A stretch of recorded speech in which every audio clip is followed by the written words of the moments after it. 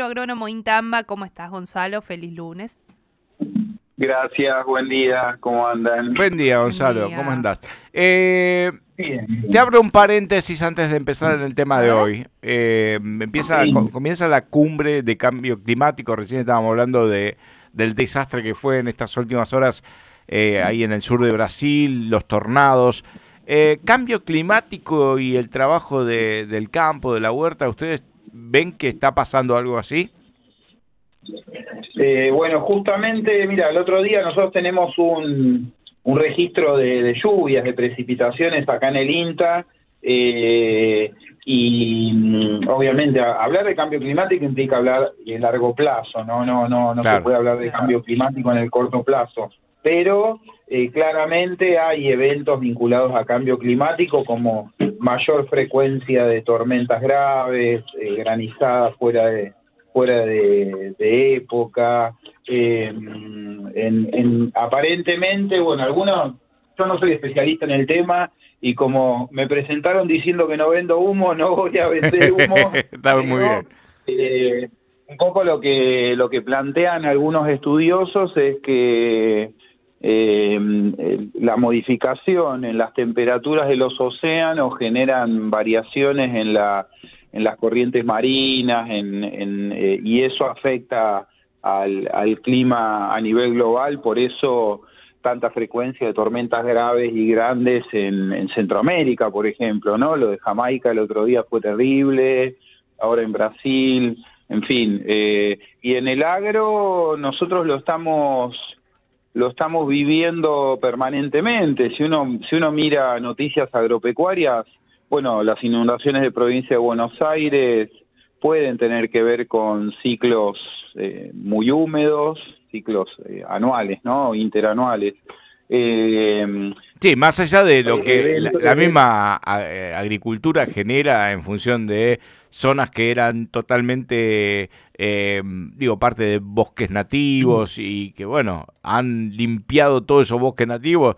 No sé la cantidad de kilómetros cuadrados que se han deforestado para sí. cultivar soja, básicamente, ¿no?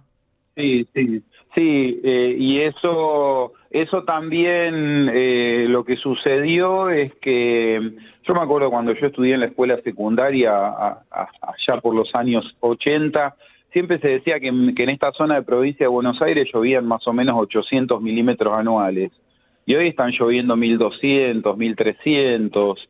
Ese aumento de las precipitaciones también impulsó a muchos que hacen agricultura a hacer cultivos en zonas donde antes era impensado, porque también llueve más en esas zonas.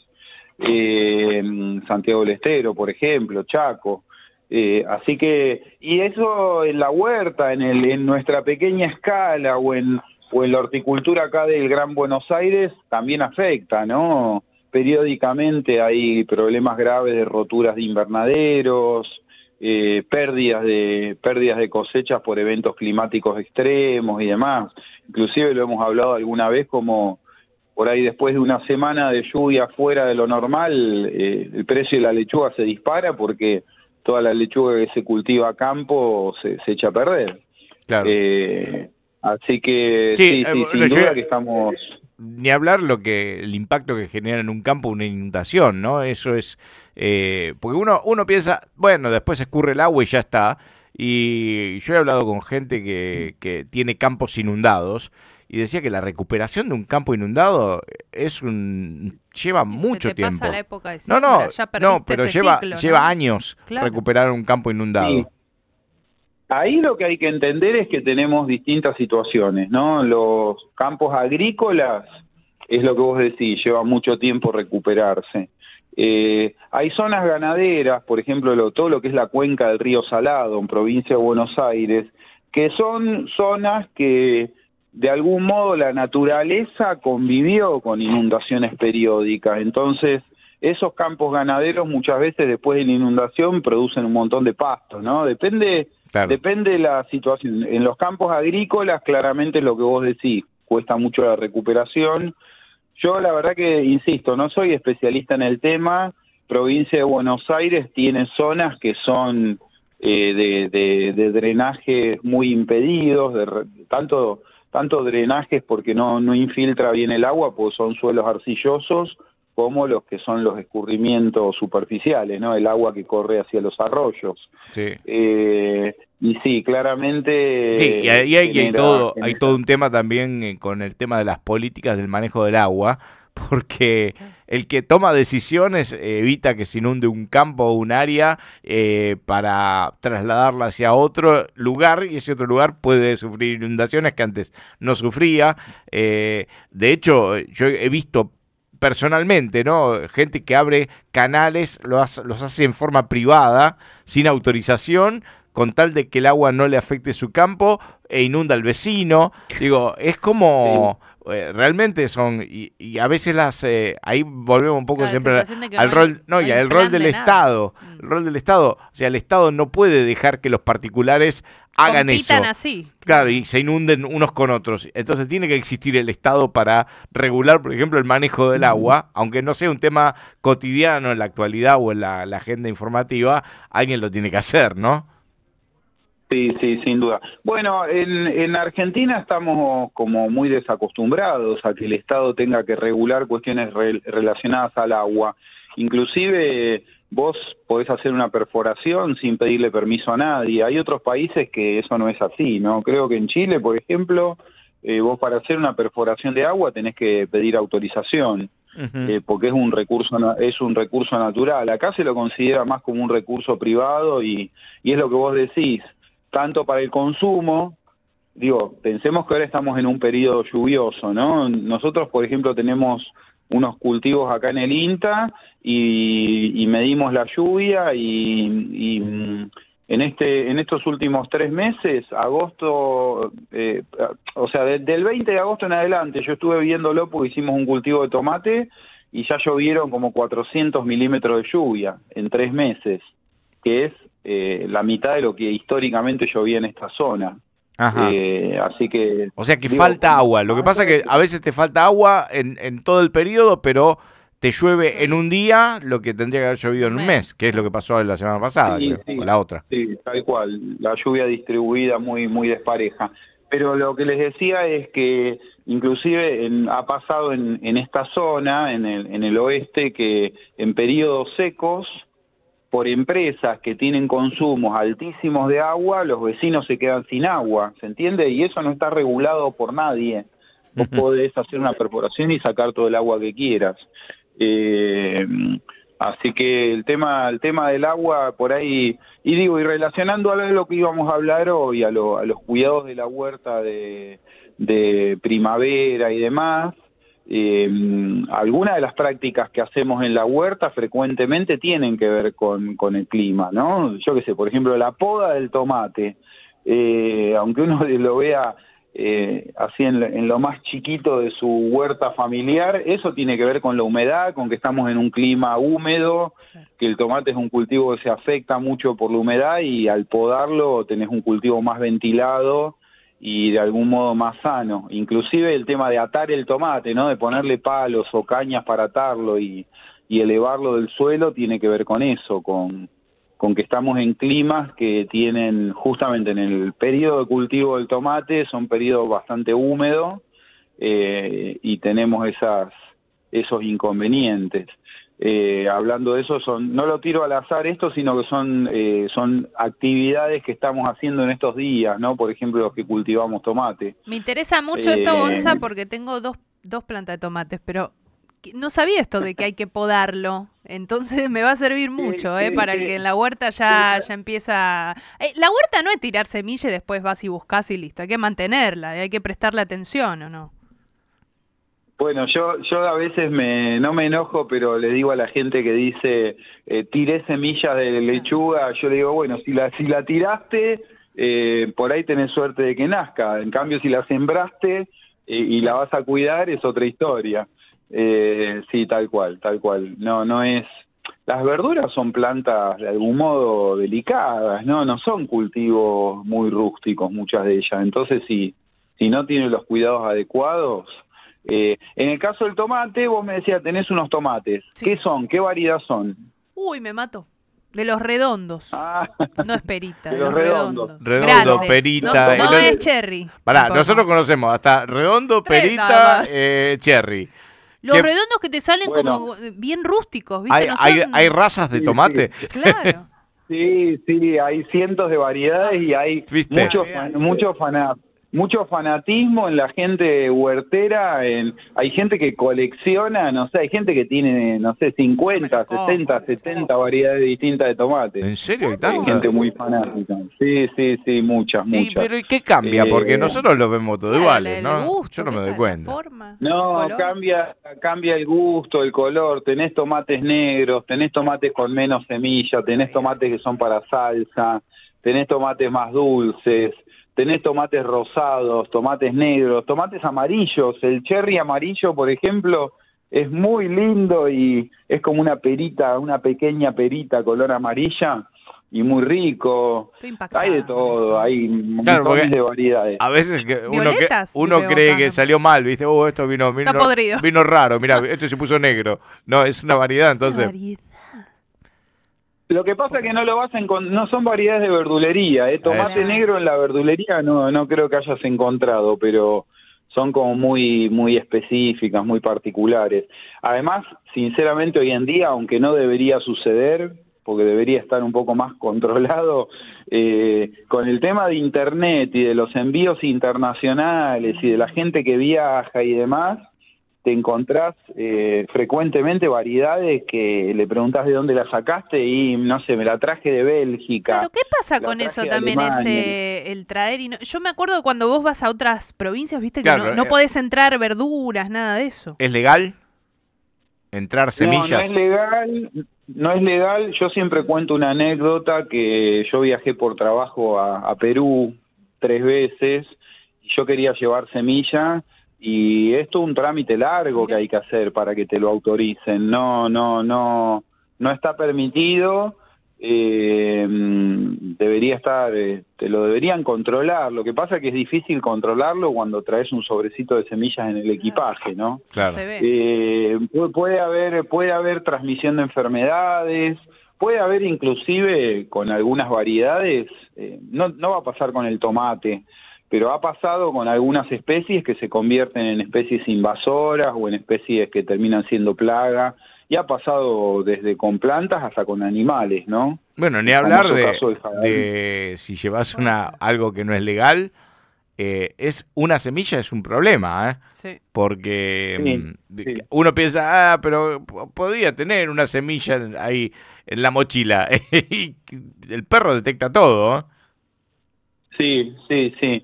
Sí, en este caso, en el caso de la general, digo, no estoy hablando de no sé, de drogas, ¿no? Pero en el caso de las semillas agrícolas en general, está regulado más por cuestiones sanitarias, Claro.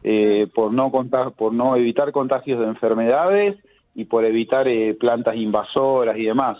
Volviendo al tema, hace unos años, siempre cuento una anécdota, un amigo me llama y me dice: Gonzalo, tengo problemas graves en los tomates. Y digo, bueno, a ver, contame.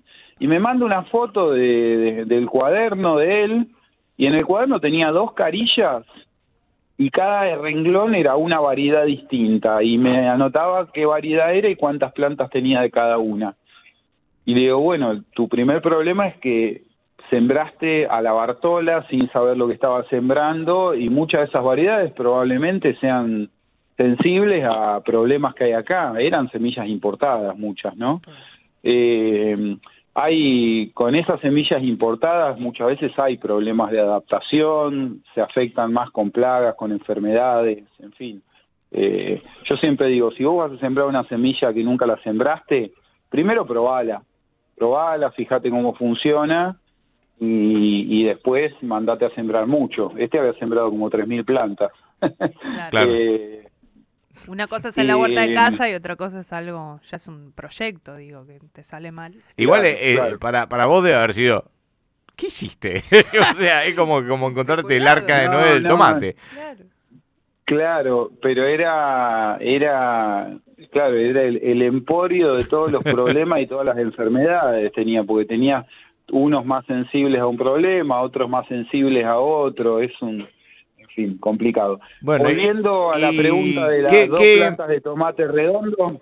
Digo, abrimos, hay una pestaña de los tipos de tomate y para qué sirven cada uno, ¿no? Eso yo ya te lo voy dejando, además porque digo, cuáles se consiguen, porque está bien esto de, si es para salsa, está el tomate. ¿Y quién se dio cuenta de eso? Yo por lo menos no sabía. Claro, ¿no? Uno piensa, tomate. No, pero porque los tanos, digo, la gente que hizo salsa toda la vida, eso lo sabe muy bien, que hay ciertos tomates que son mejores para salsa que otros. Bien. Pero bueno, charlemos de eso, es interesante porque el tomate es como un ícono en la cocina nuestra, ¿quién no come tomates de alguna u otra manera? Es uno de los cultivos más si queremos, más frecuentes, más populares en verano, en las huertas de verano, y es como les digo, hay montones de variedades distintas. Bien. Volviendo a las dos plantas de tomate redondo que decían de qué hago, si lo podo o no lo podo. Sí, normalmente la poda tiene varias funciones. Por un lado, mantener más sana la planta, pero por otro lado también producir frutos más grandes. ¿Te acordás? Lo hablábamos cuando hablamos de los frutales. Si vos tenés un ciruelo y no lo podás nunca, vas a tener muchas ciruelas pequeñas, chiquitas. Que pierde fuerzas, ¿verdad? Entonces. No es que pierde fuerza. Imagínate que la planta distribuye su energía entre muchas frutas. En cambio, si tenés menos fruta, esa menos cantidad de fruta va a ser más grande. Y como los tomates redondos y demás, uno como que se pone orgulloso cuando cosecha un tomate grande. Y además por algunas costumbres culinarias está bueno que sea grande, por ejemplo el tomate relleno de Navidad, es que se usa la poda.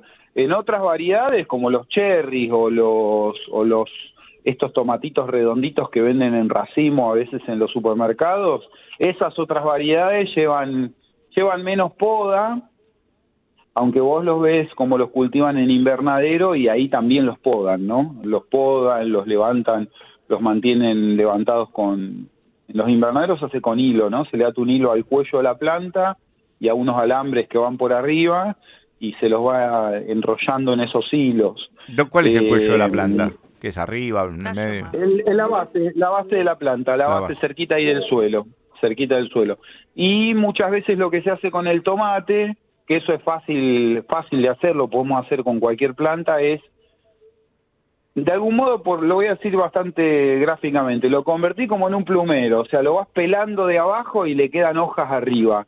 ¿Hasta dónde lo vas pelando? Hasta el primer racimo de tomates que todavía no cosechaste.